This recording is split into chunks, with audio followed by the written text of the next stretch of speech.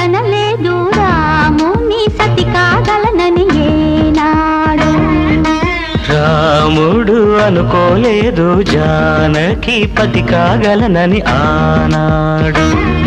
ఆనాడు ఎవరు అనుకోనిది ఈనాడు మనకు నిజమైనది.